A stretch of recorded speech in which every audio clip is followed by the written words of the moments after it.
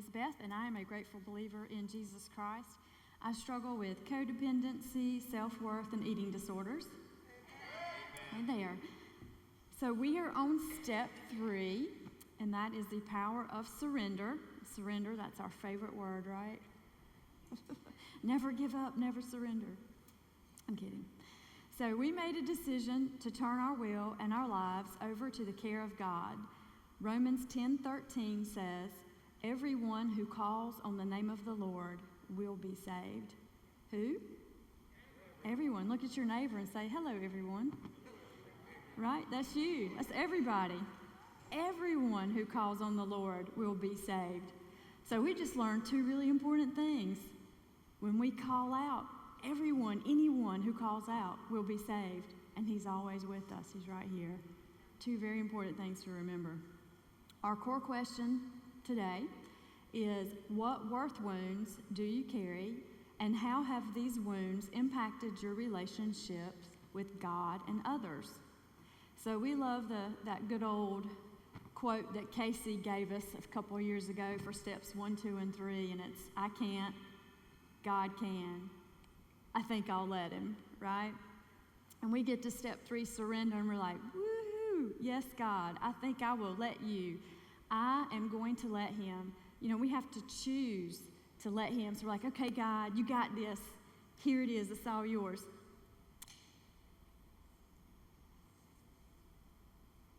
What you going to do with it? Right? What you going to do with it? We can't wait on God.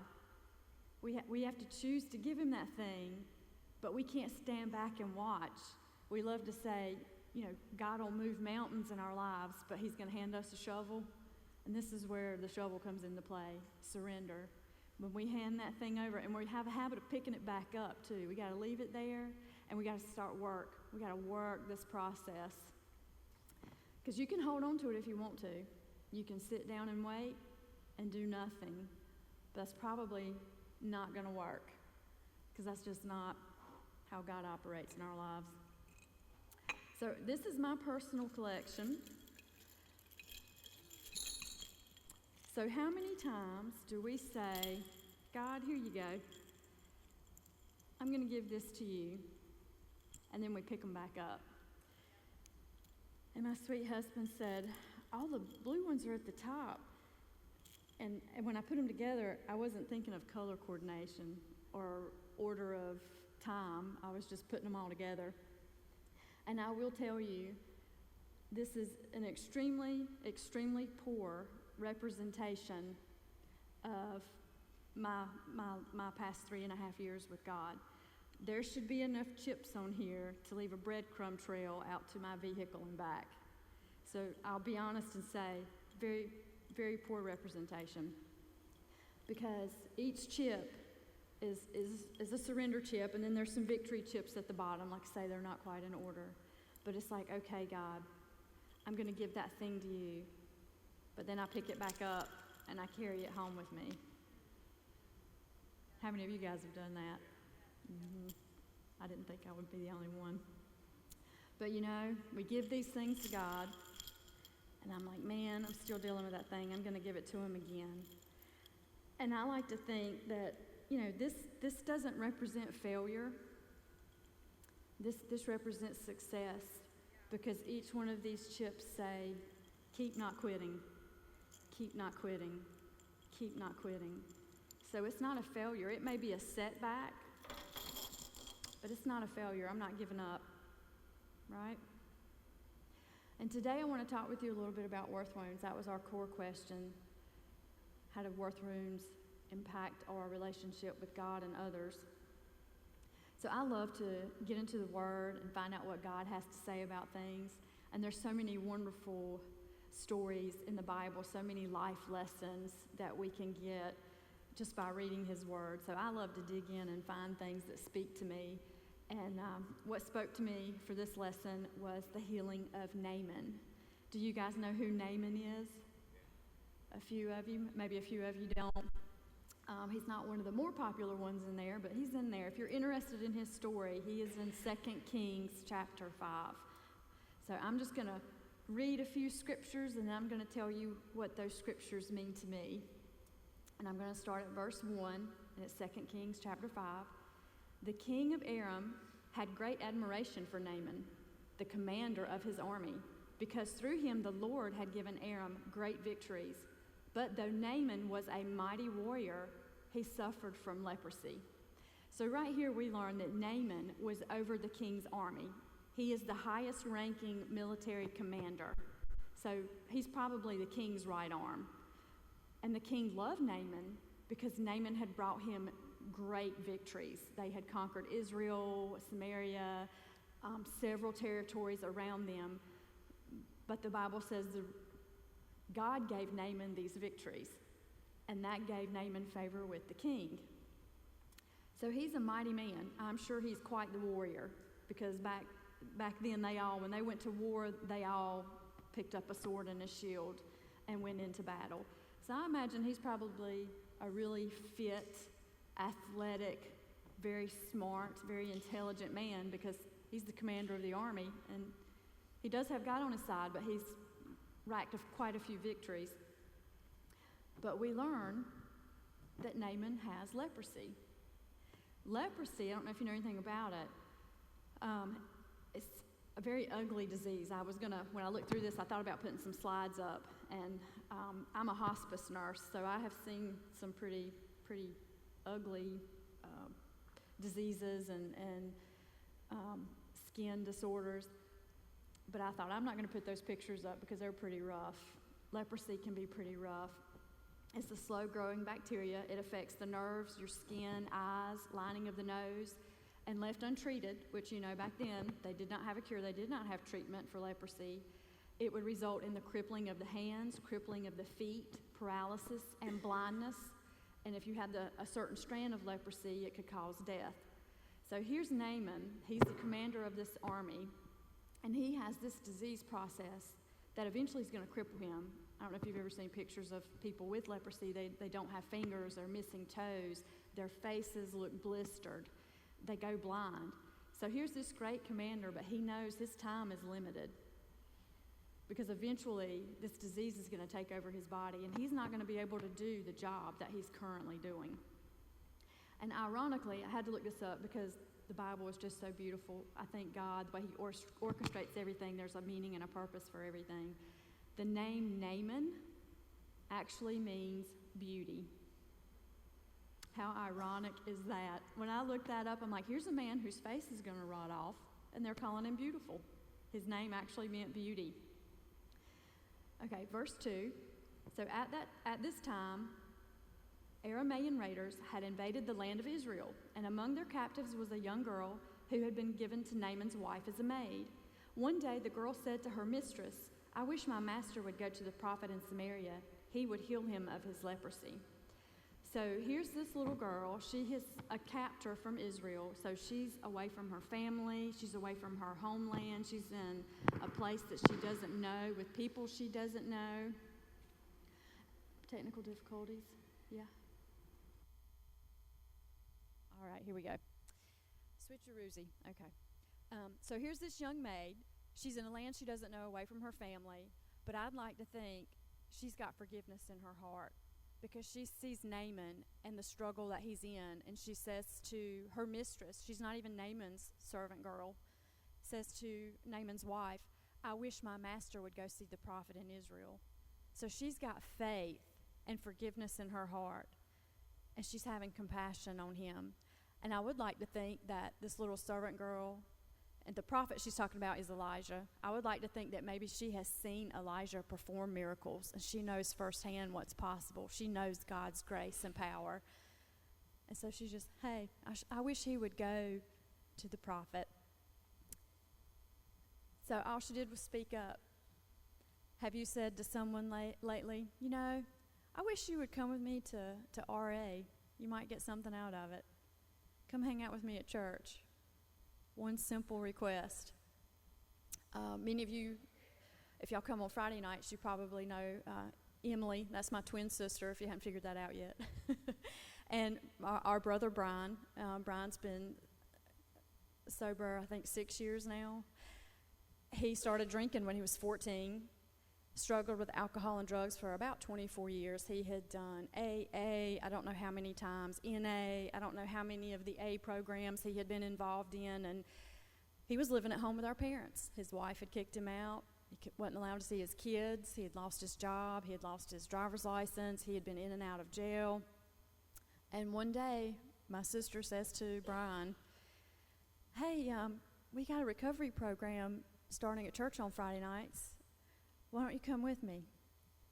That one invite changed the trajectory of his life forever. So this one invite that this maid girl has put out there to her mistress is going to change Naaman's life forever. He doesn't know it yet, but just that one invite changes his path. So I just want you to think about that. So Naaman's wife, who could have just dismissed it and said, yeah, okay, yeah, they got prophets in Israel. Good for them. But she doesn't. She has just enough faith. She sees the twinkle in this little maid girl's eyes and says, okay, I'm going to tell my husband about it. What have we got to lose? So she says, Naaman, the servant girl, mentioned a prophet. So Naaman takes it a step further. He's got just enough faith. He mentions to the king.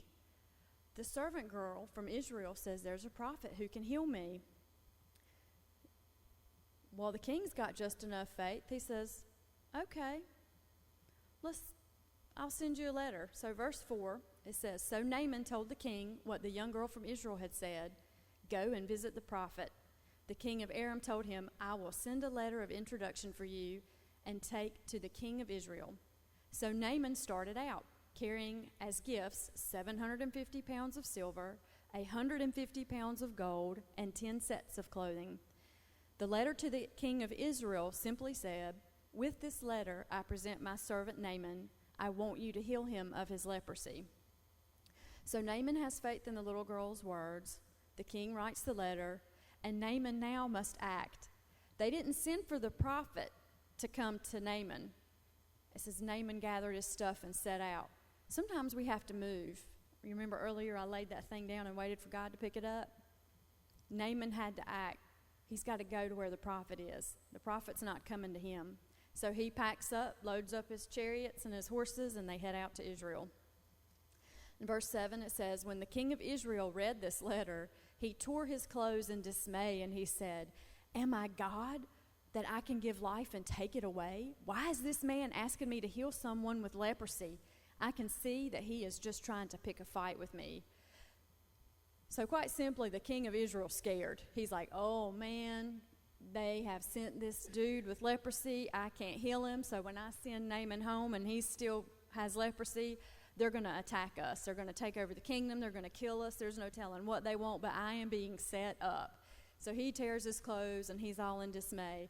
So what got missed was the prophet. I'm not sure what happened or how it happened, but it does say that Elijah found out that the king was in turmoil. In verse 8 it says, but when Elijah, the man of God, heard that the king of Israel had torn his clothes in dismay, he sent this message to him. Why are you so upset? Send Naaman to me, and he will learn that there is a true prophet here in Israel. So Elijah's not worried. He's ready. He says, send him to me. Keep your shirt on, king. I got it. Send him to me. I'm who they're looking for anyway. Y'all missed a step, but I'm going to correct that for you. So here goes Naaman again. He's got to move. So Naaman went with his horses and his chariots and waited at the door of Elijah's house. So this just makes me giggle because I love to try and envision what's happening when I read these stories in the Bible, these accounts of what happened. So it says Naaman went with his horses and chariots. And you got to remember, he's got 750 pounds of silver, 150 pounds of gold, and I could imagine that just took up a lot of space, 10 sets of clothes. So when I see this, I'm thinking of Naaman at Elijah's door, probably with a servant and a guard.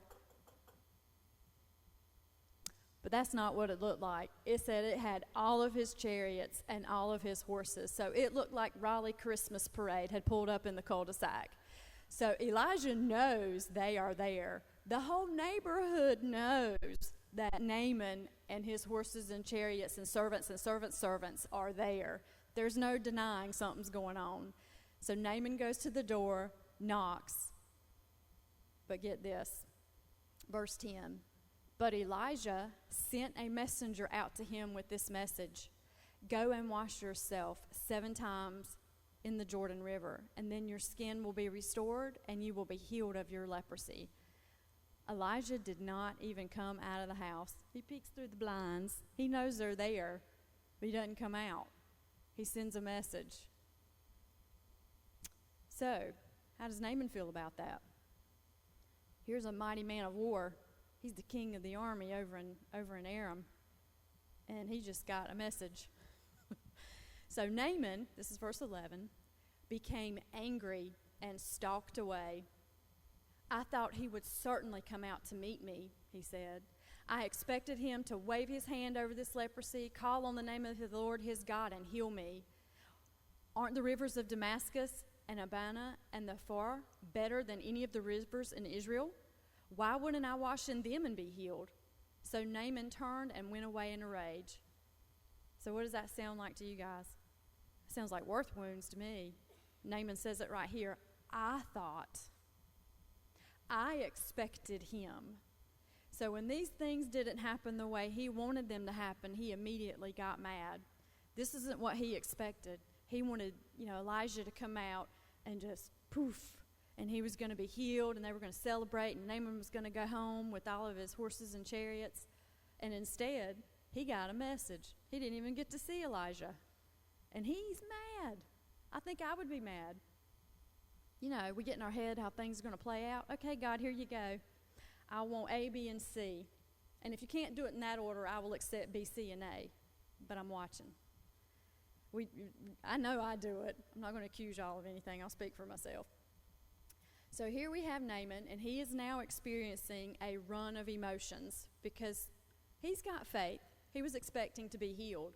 Well, he's not healed. He doesn't see Elijah, and he's got to go dip in a river that he thinks is dirty water. So he's offended, worth wound. He's hurt, worth wound. He is upset, worth wound. And then he gets mad and walks away in a rage. So then, after he calms down just a little bit, he's still mad. He wants to compromise. Aren't the rivers of Damascus better? God, why do I have to do it this way? I don't want to sign up for a process group. Can't I just come on Friday night?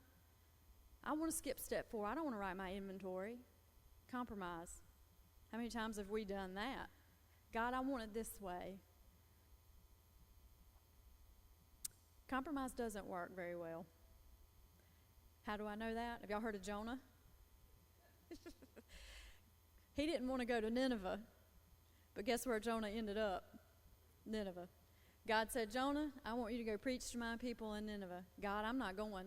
So he hikes out in a different direction. God says, Jonah, you're going to Nineveh. No, I'm not going to Nineveh. Gets in a boat, tries to get away from God. The sailors end up throwing him out of the boat into the sea, where a giant fish swallows him. And when the giant fish decides to spit him up, where does he spit him up? The shores of Nineveh. So compromise doesn't really work out to our favor more often than not, especially if God's got a plan and he's told you what that plan is. Stick to it. So when God says to you, call your sponsor or join that process group, reach out to your accountability partners. Keep coming to RA. Keep not quitting instead of, doing other things or finding excuses. Compromise. Do what God asks you to do. And these are simple things. That's the kicker. These are simple things. He's not asking you for a 2-week revival on the street corner. He's just saying, show up, do the next right thing. So verse 13, it says, Naaman's officers tried to reason with him and said, Sir, if the prophet had told you to do something very difficult, wouldn't you have done it? Should you certainly obey him when he says simply, go and wash and be cured? So I'd like to think that Naaman's officers were his friends. They probably spent a lot of time together. So they're talking him off the ledge. They're like, come on, Naaman, stay with us. If he had told you to go fight a dragon and bring back the head of that dragon, you would have whipped your sword out and said, I'll be back in 2 days. I'll have the head of the dragon, and then I'll get my healing. Wouldn't have thought twice about it. because this was so simple. Just go and wash. Naaman couldn't comprehend it. But it wasn't about his strength or his abilities or his intelligence or his leadership. God was looking for his obedience. Go and wash 7 times in the Jordan. Simple. But Naaman's got to act that thing out in obedience. So, verse 14, it says, So Naaman went down to the Jordan River, and he dipped himself 7 times, as the man of God had instructed him. And his skin became as healthy as the skin of a young child, and he was healed. So they talk him into going. He goes down to the Jordan. He gets in, and he dips 7 times. What if he had walked away after 6? He would have walked away with that leprosy. God said do it 7 times. So when you pick up those surrender chips, that first one, and it doesn't take, and you have to pick up a second one, or a third one, or a fourth one. It may be God's waiting for you to get to number 7. Don't give up and be obedient. And it can be so simple. I said we make a big deal out of everything, or we expect something and we don't get it and we get mad and we walk away. Don't give up and be obedient. Walk it out. Keep not quitting. That's how Naaman was healed.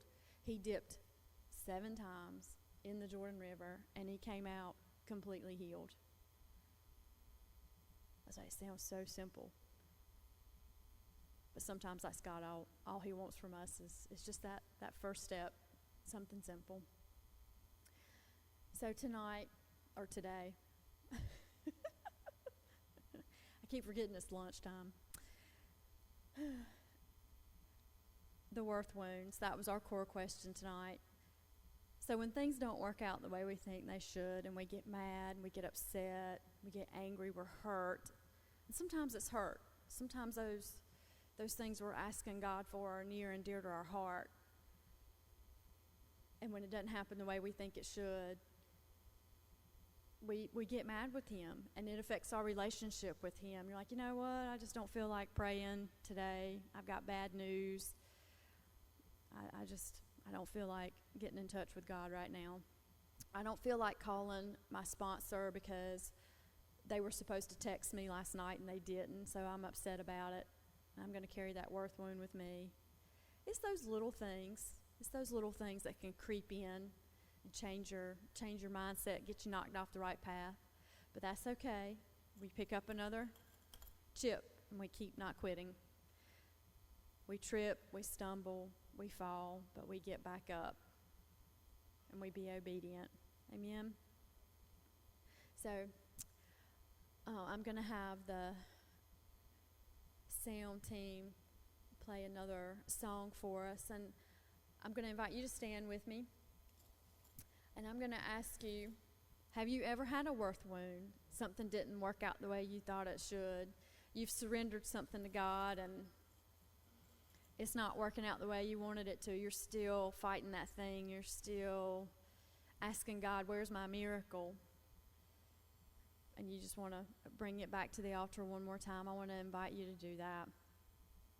But worth wounds, I know I have. I've gotten mad with God when things didn't work out the way I thought they should. Has anybody else done that? I got mad with him Friday. I've been fighting something for over 3.5 years, and I got bad news. And I was mad and I was upset, but I was like, you know what? I'm going to keep not quitting.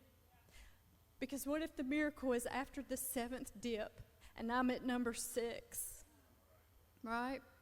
So I want to encourage you, don't hold on to those worth wounds. We're human, we have emotions, and sometimes we let them get the best of us, just like Naaman did. Man, he was hot when Elijah wouldn't come out. And that's okay. But he didn't carry it home with him. He went to the Jordan River, and he was obedient to what God told him to do, and he got his miracle. He got his healing. So whenever they play the tape, I just want to invite you to come to the altar, lay down those worth wounds. If you need to ask God for forgiveness, if you've been mad with him or somebody else, and just lay it back down and don't pick it back up. That's the kicker, man. I love to pick stuff back up. I'm learning how to leave stuff where I lay it because God does a better job than I do. Amen.